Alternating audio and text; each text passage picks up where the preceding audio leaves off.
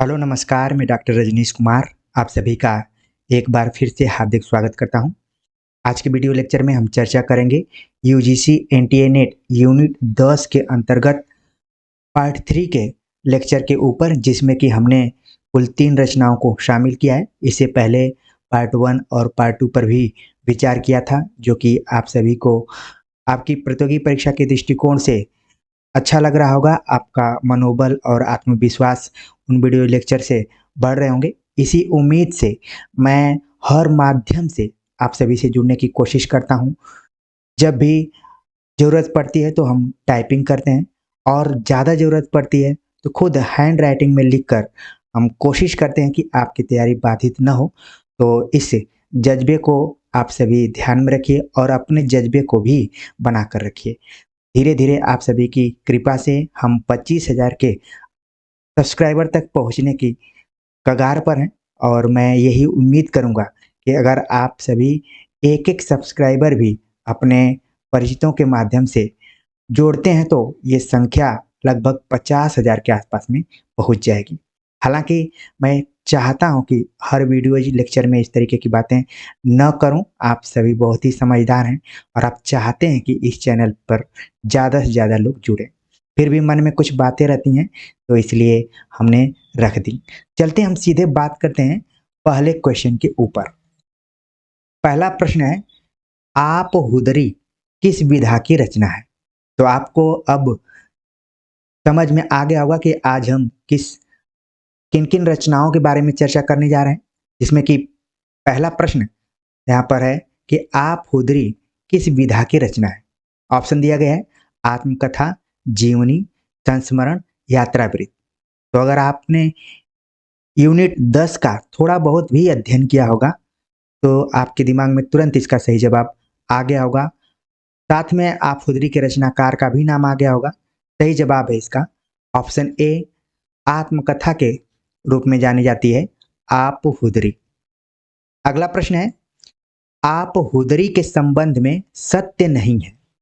आप हुदरी, जिसको कि हमने अभी देखा कि आत्मकथा के रूप में है, अब उसके बारे में 4 ऑप्शन दिए गए हैं। उसमें से हमें बताना है कि कौन सा कथन सत्य नहीं है। ऑप्शन दिया गया, यह रमणिका गुप्ता की आत्मकथा है। इसका प्रथम भाग हादसे है। इसका प्रकाशन 2005 में हुआ था। यह एक जिद्दी लड़की की आत्मकथा है। चारों ऑप्शन आपने देखा और तुरंत आपके दिमाग में क्लिक किया होगा कि ऑप्शन सी इसका सही जवाब है। लिखा गया है कि आप हुदरी का प्रकाशन सन 2005 में हुआ था, जो कि ऑप्शन गलत है। बाकी जितने भी ऑप्शन हैं सब आप हुदरी आत्मकथा से जुड़े हुए हैं। यहाँ पर आप लेखिका का नाम भी देख लिए, और इसका प्रथम भाग जो कि हादसे नाम से प्रकाशित हुई थी, उसी का दूसरा भाग आया है आप हुदरी नाम से। तो ये सन 2005 में नहीं हुआ था। इस पर आगे भी प्रश्न है, हम देख लेंगे। और सबसे बड़ी बात, चौथा ऑप्शन यहाँ पर दिया गया था कि यह एक जिद्दी लड़की की आत्मकथा है। हो सकता है कि आपको परीक्षा में पूछ लिया जाए कि कौन सी ऐसी रचना जो एक जिद्दी लड़की की आत्मकथा पर आधारित है, तो आपके दिमाग में तुरंत आप हुदरी का नाम आ जाना चाहिए। चलते हैं आगे, बात करते हैं अगले क्वेश्चन पे। अगला प्रश्न है कि आप हुदरी का प्रकाशन कब हुआ था? जैसा कि मैंने बताया था कि अभी इस पे सवाल आएगा और आ भी गया। आप हुदरी का प्रकाशन कब हुआ था? ऑप्शन दिया गया 2005 में, 2015 में, 2020 में, सन 2000 ईस्वी में। तो आपके दिमाग में तुरंत आ गया होगा कि ऑप्शन बी इसका सही जवाब है। आप हुदरी का प्रकाशन सन 2015 ईस्वी में हुआ था, जबकि इसका पहला भाग हादसे नाम से प्रकाशित हुआ था सन 2005 ईस्वी में। तो ये दोनों आत्मकथाएं क्रमशः हादसे और आप हुदरी रमणिका गुप्ता द्वारा लिखी गई हैं। अगला प्रश्न है कि आप हुदरी किस भाषा का शब्द है? बहुत ही इंपॉर्टेंट ये क्वेश्चन है। ये देखने में भी यूनिक शीर्षक आप सभी को लग रहा होगा कि आप हुदरी किस भाषा का शब्द हो सकता है। ऑप्शन दिया गया है हिंदी, पंजाबी, राजस्थानी, तमिल। 4 भाषाएं दी गई हैं, और इसका जो सही जवाब है ऑप्शन बी इसका सही जवाब है कि आप हुदरी पंजाबी भाषा में पंजाबी भाषा से इस शब्द को लिया गया है। हालांकि ये आत्मकथा हिंदी में है, लेकिन इसका जो शीर्षक लेखिका ने उठाया है वो पंजाबी भाषा से लिया है। चलते हैं अगले क्वेश्चन पे बात करते हैं। अगला प्रश्न है कि आप हुदरी में लेखिका पर किसका प्रभाव पड़ा है। आप हुदरी आत्मकथा जिसकी लेखिका रमणिका गुप्ता है, तो उन पर किसका प्रभाव पड़ा है जब आप आत्मकथा पढ़ेंगे तो इसका जिक्र किया गया है। ऑप्शन दिया गया है मार्क्सवाद, फ्रायडवाद, अंबेडकरवाद या फिर नारीवाद। तो इसका जो सही जवाब है ऑप्शन बी इसका सही जवाब है कि उन पर फ्रायडवाद यानी कि मनोविश्लेषण वाद का यहाँ पर प्रभाव पड़ा हुआ है। हो सकता है कि कई बच्चे दिमाग लगाकर नारीवाद ऑप्शन यहाँ पर लगा दें, लेकिन इसका सही जवाब है ऑप्शन बी। चलते हैं आगे बात करते हैं अगले क्वेश्चन पे। अगला प्रश्न है कि रमणिका गुप्ता का वास्तविक नाम क्या है। इससे पहले हमने मनु भंडारी के वास्तविक नाम पर चर्चा किया था। अगर आप सभी ने वीडियोज लेक्चर देखा होगा तो जरूर ये क्वेश्चन याद आ गया होगा। उसी तरह से रमणिका गुप्ता का भी असली नाम कुछ और है। ऑप्शन दिया गया है, क्या है? रमा, रमना, रमणी, रामा, 4 नाम दिए गए हैं। अब इसका हमें सही जवाब देना है। अगर आपने सही मायने में आप हुदरी आत्मकथा पढ़ लिया होगा तो आपके दिमाग में वो ऑप्शन कौंध गया होगा। सही जवाब है ऑप्शन बी, रमना इनका वास्तविक नाम रहा है। बाद में ये रमणिका गुप्ता के नाम से हिंदी साहित्य में फेमस हो गई। चलते हैं आगे बात करते हैं अगले क्वेश्चन के ऊपर।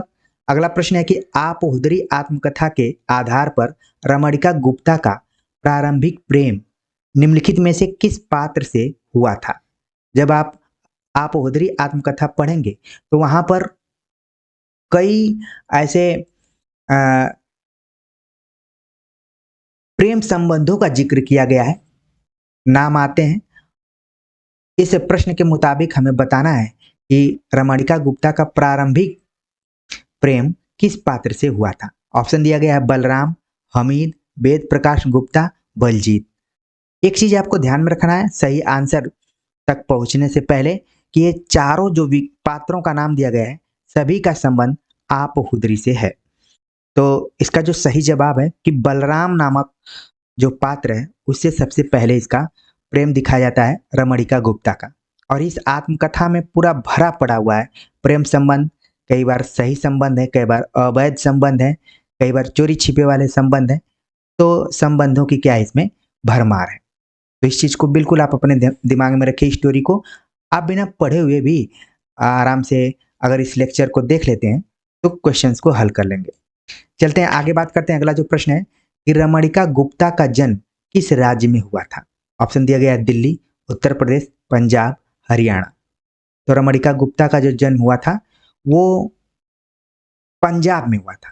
ठीक है, ऑप्शन सी इसका सही जवाब है कि वो पंजाब की रहने वाली थी, इसीलिए उन्होंने आप हुदरी नाम दिया हुआ है पंजाबी भाषा से।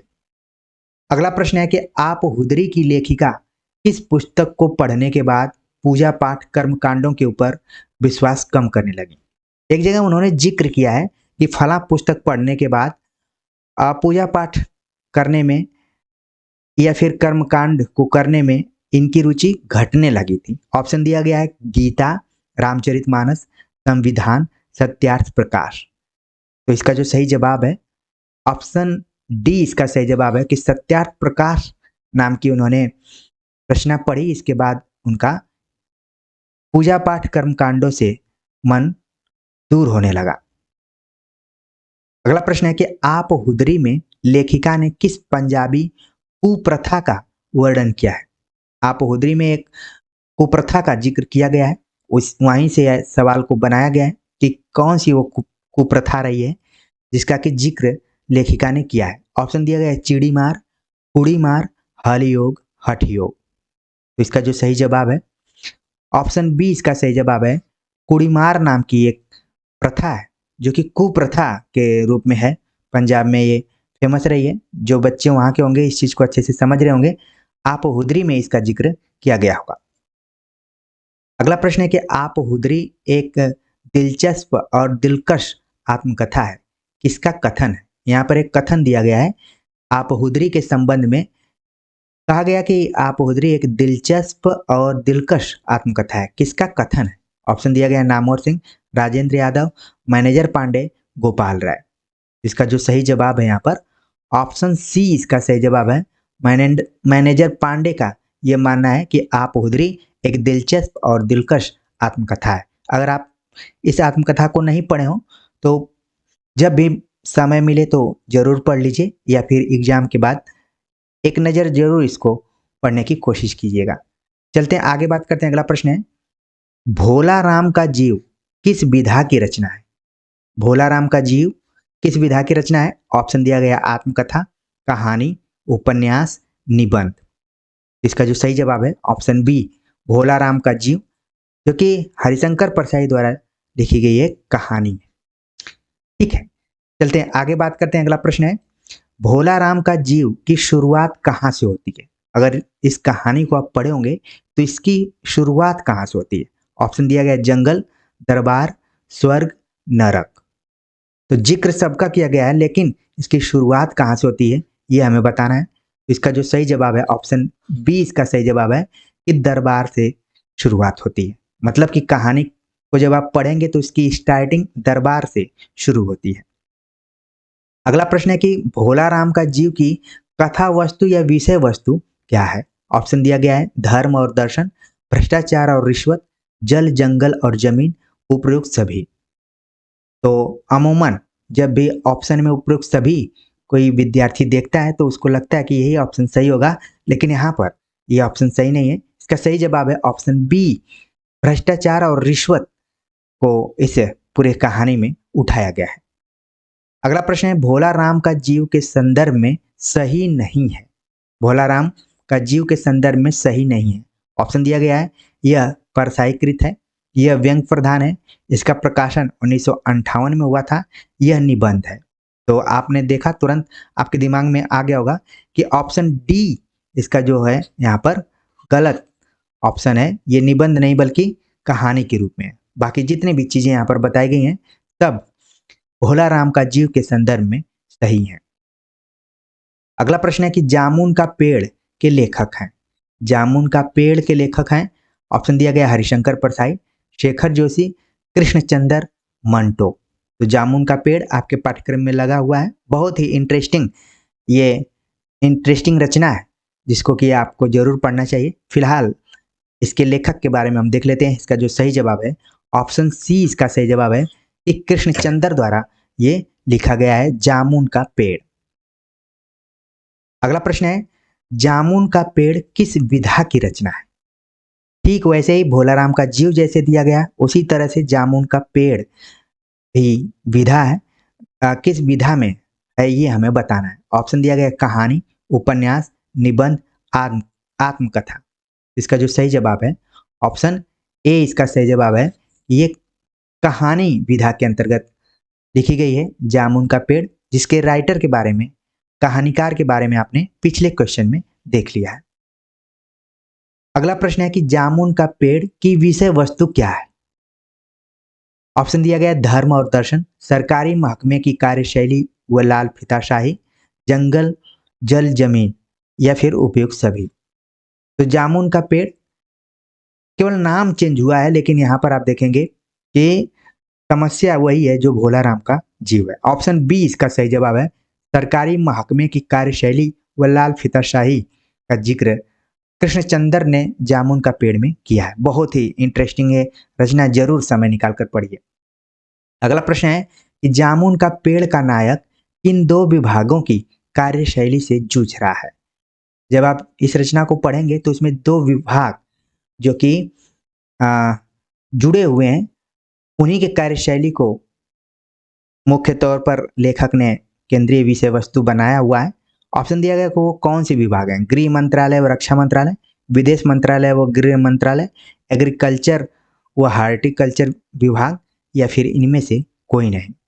तो ऑप्शन सी इसका सही जवाब है कि जामुन का पेड़ का जो नायक है वो जामुन के पेड़ से दबा हुआ है और उसके जान को बचाने की अपेक्षा विभागों में आपस में मतभेद हो गया कि ये किस विभाग का मामला है। तो इसी पर व्यंग किया गया है जामुन का पेड़ में। ऑप्शन सी इसका सही जवाब है। एग्रीकल्चर व हार्टिकल्चर विभाग में एक तरीके से दोनों के बीच में नायक पिस रहा है और पेड़ के नीचे दबा हुआ है। चलते आगे बात करते हैं। अगला प्रश्न है कि जामुन के पेड़ से दबे शायर के शायरी संग्रह का नाम था। तो अब आपको अनुमान लग गया होगा कि जामुन के पेड़ के नीचे जो दबा हुआ था वो एक शायर है जिसकी शायरी संग्रह भी निकली हुई है, उसका नाम क्या है। रचना में दिया गया है, ऑप्शन दिया गया है जामुन के पेड़, जामुन के फल, अवस के फूल, अवस के फल। इसका जो सही जवाब है ऑप्शन सी इसका सही आंसर है कि शायरी संग्रह का नाम है अवस के फूल। तो इस तरह से हमने कुल 20 प्रश्नों की बातचीत की।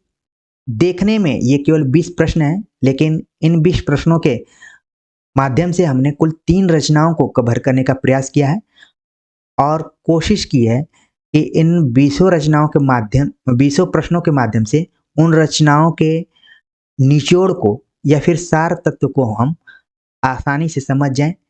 छोटे बड़े क्वेश्चन किसी भी तरीके से पूछे जाएंगे परीक्षा में तो आप निश्चित तौर पर उसे हल कर लेंगे। तो उम्मीद करता हूं कि आज का यह लेक्चर भी आप सभी को पसंद आया होगा। कमेंट्स कर जरूर बताइए। मिलते हैं एक नए टॉपिक और लेक्चर के साथ, तब तक के लिए नमस्कार।